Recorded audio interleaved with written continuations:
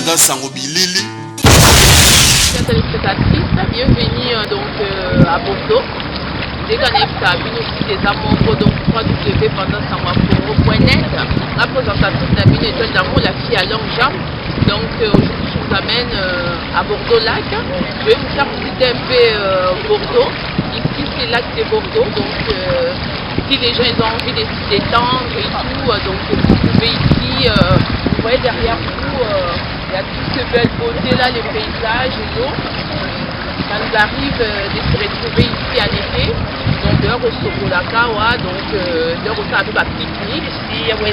Donc bon, à Bordeaux, bon, je l'ai visité à Bordeaux, donc sentiment à Bordeaux. Donc les à Bordeaux. Donc des aboués qui se va mourir dans un lac, dans un lac après, donc ils ont pas partir dans le lac à bien. Ça ça va maille à gros, donc pas maille à lengi. Il fait tu as pas maillot au chocolat. Mais elle monte au dîner dans la maille quoi. Donc à côté de ça il dit il mange hein. Dès qu'on a bâti des akaka mon foyer mon coulon na il dit il mange quoi. Donc aïe à Bordeaux et na territoire na biso.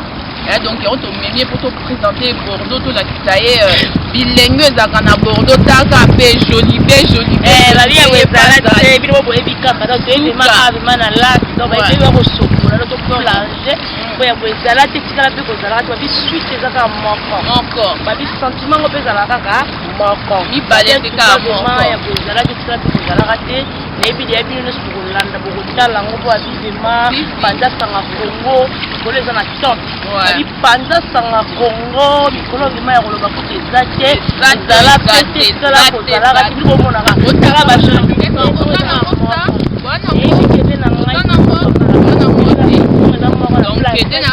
ok, et dans la image, ben merci pour la visite. Non, donc ici c'est Bordeaux.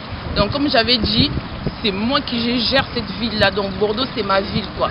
Donc quand je dis Bordeaux, et quand je parle de Bordeaux, donc ça veut dire qu'il y a des belles nanas ici à Bordeaux, il y a des belles filles comme nous-mêmes. Voilà. Donc ici là vous voulez trouver tous les canons, vous venez à Bordeaux. Ici à Bordeaux on en a tout, on a des plages, on a des lacs, on a plein de choses. Ici on s'ennuie pas. Ici là vraiment c'est catastrophe. Donc c'est parmi les plus grandes villes de Bordeaux. Ouais. Donc faites-nous confiance. Si vous avez envie de visiter, vous venez. Étoile d'amour à Zali, jolie visite pas Zali. Donc et dit il mange à CP n'andenge moi mukiete.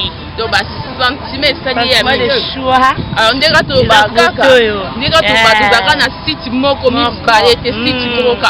www.pandasangocongo.net lengi ngamo présentatrice na bino étoile d'amour la fille à longue jambe bota kaka lelo na makolo parce que toi na système à plage quoi plage kaka système à plage bota kaka nzambe na ngai tamo makasi boy plage no mai donc c'est changé ya moi ba mona nga ndeza na kaka ngite ba mayo chez ba mayo plage toi bien wezala tika ezoyi na show bébé na plage le la chaud taka toaka bakota lisobi bazikala ezala bi sentiment ngo daka moko pata sanga Congo ya kaka moko olingoki na plage bengaka vena ngamoko edi de image azali bakoto donc yemoko ko ya mbala moko po ya ezala tikala pe ko et sans oublier Eddie nos images ça va filles partout pendant ça on va prendre dans Bordeaux mais image après va filles pas biende ouais regarde ba biloko elamba ça c'est après ba filles maman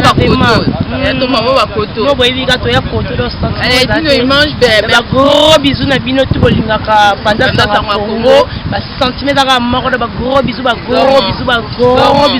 venanga patuka pangala ba gros bisous yeso la de London gros bisous yemoko niko ya gros bisous do ezala l'angolaise je te fais des gros bisous Bibiana je serai là bas l'angolaise